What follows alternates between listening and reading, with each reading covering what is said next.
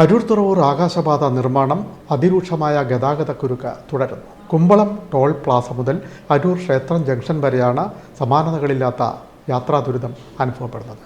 അധികാരികൾ തിരിഞ്ഞു നോക്കുന്നില്ലെന്ന് നാട്ടുകാരും യാത്രക്കാരും.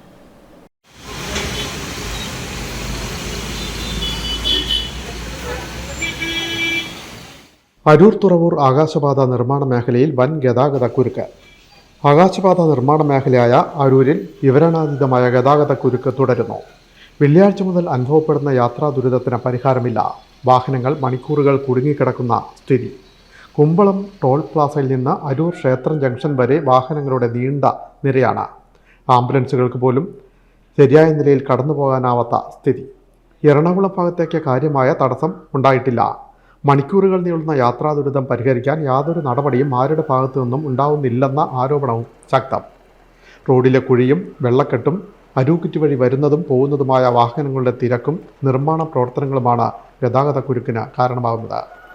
നിർമ്മാണഘട്ടം തുടങ്ങിയ കാലം മുതൽ ഗതാഗതക്കുരുക്ക് അനുഭവപ്പെടുന്നുണ്ട്. എന്നാൽ കഴിഞ്ഞ 2 ദിവസമാണ് വലിയ യാത്രാ ദുരിതം അനുഭവപ്പെട്ടത്. കുരുക്കഴിക്കാൻ പോലീസും എത്തിയില്ല. വെള്ളിയാഴ്ച രാവിലെ മുതൽ ഉണ്ടായ യാത്രാ ദുരിതം ശനിയാഴ്ചയും തുടരുന്നുവെന്നാണ് റിപ്പോർട്ട്.